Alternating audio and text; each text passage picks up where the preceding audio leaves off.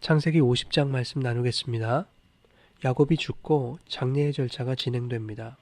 당시 이집트의 풍속에 따라 시신을 향으로 처리하게 되는데 이것은 미라를 만드는 것을 의미합니다.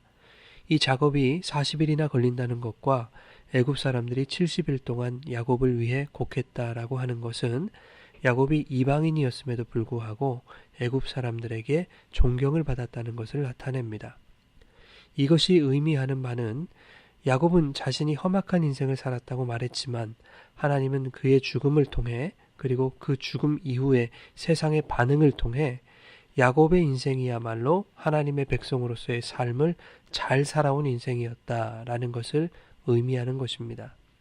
오늘날 성도들에게도 너희들의 인생 또한 야곱과 같은 인생이어야 한다는 것을 요청하시는 것입니다. 물론 이것은 죽어서까지 세상의 칭찬을 받아야 한다, 혹은 세상의 인정을 받는 삶을 지향해라 라고 하는 세상적 성공주의를 말하는 것은 아닙니다. 시편 116편 15절의 말씀처럼 하나님께서 성도의 죽음을 귀하게 보신다는 것입니다. 계시록 14장 13절의 말씀과 같이 주 안에서 죽는 자들은 복이 있다는 것을 나타내시는 것입니다. 그렇게 하나님께서 주 안에서 죽은 성도들을 높이실 것이라는 것을 야곱의 죽음을 통해 예고하시는 것입니다. 요셉은 아버지 야곱과 약속한 대로 아버지의 시신을 헤브론에 있는 막벨라 굴에 장사 지내기 위해서 바로의 승인을 받고 이제 길을 떠납니다. 이때에 바로 왕의 모든 신하와 궁의 원로들과 애굽 땅의 모든 원로가 요셉과 함께 올라갑니다. 이뿐만 아니라 병거와 기병이 요셉을 따라 올라갔다라고 말씀하고 있는데 그 때가 심히 컸다라고 성경은 기록하고 있습니다. 마치 이것은 이스라엘의 출애굽을 강하게 암시하고 있는 듯합니다. 또한 광야에서 40년을 돌고 돌아서 요단강을 건넌 여호수아와 이스라엘 백성들을 떠올리게 하지 않습니까? 왜냐하면 장례 행렬이 지나갔던 길을 보면 가까운 길을 선택하지 않고 먼 길을 돌아서 아닷 타작마당에 이르렀기 때문입니다.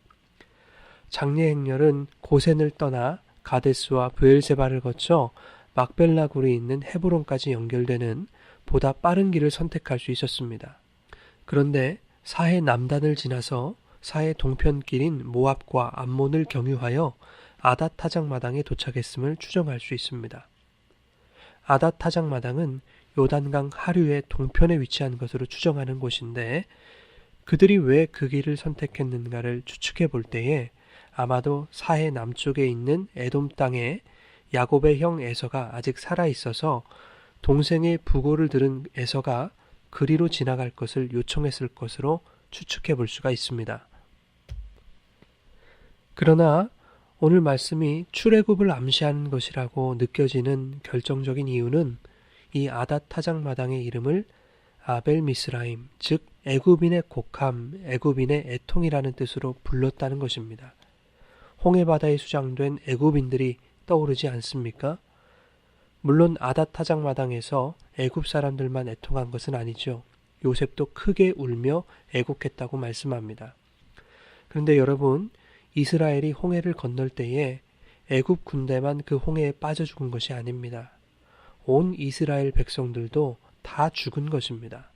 죽음의 곡소리는 애굽인들의 것만이 아니라는 뜻입니다. 이스라엘의 것이기도 한 것이었습니다. 그러나 애굽인들은 그들의 곡소리와 함께 영원한 사망으로 들어가게 되었고 이스라엘은 세상적 가치를 신봉하는 옛사람의 곡소리와 함께 모두 홍해에 빠져 죽었지만 선택받은 민족에게 베푸시는 하나님의 기적을 통해 홍해를 빠져나옴으로 새로운 삶, 새로운 생명을 얻은 것입니다.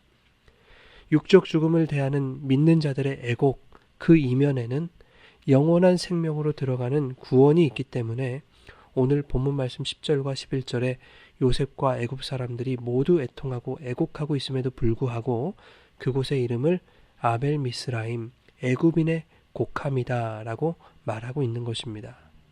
여러분, 성도들의 삶 속에 죽을 만큼 힘든 일들이 있습니다. 입에서 곡소리가 나는 그런 경험들을 종종 하게 됩니다. 그것은 우리를 향한 하나님의 저주가 아니라 너는 내 사람이다 라고 하는 하나님의 세심한 간섭이자 더욱 성숙해 하시려는 성령의 인도하심의 증거인 것입니다. 힘들어 죽겠다고 곡소리를 내지를 때마다 자신의 연약함을 발견하여 나의 가능성을 포기하고 하나님께로 우리의 마음을 돌리게 하시려는 하나님의 사랑과 은혜를 표현하시는 방법 중에 하나인 것입니다. 곡소리를 내지르는 나의 옛사람을 죽게 하심으로 예수 안에 사는 새 사람을 입게 하시려는 것입니다. 하나님은 당신의 백성들을 악하고 추한 모습과 그러한 상태로 놔두지 않으십니다. 야곱이 험악한 인생을 살았지만 하나님은 그의 마지막을 높여주셨습니다. 요셉 또한 아버지 야곱처럼 험악한 세월을 보냈지만 요셉은 오히려 이렇게 말하지 않습니까? 자신을 팔았던 형제들에게 대하여 당신들은 나를 해하려 하였으나 하나님은 그것을 선으로 바꾸사 오늘과 같이 많은 백성의 생명을 구원하게 하시려 하셨다 라고 고백하고 있는 것입니다. 여러분, 이 땅에서 어떠한 겉모습을 가지고 살아가는가는 중요하지 않습니다. 세상이 보기에 별 볼 일 없고 하찮아 보일지라도 이 세상에서 하나님의 사람으로 살았다면 하나님은 세상의 부귀 영화와 비교할 수 없는 영생의 상으로 여러분에게 보상해 주실 것입니다.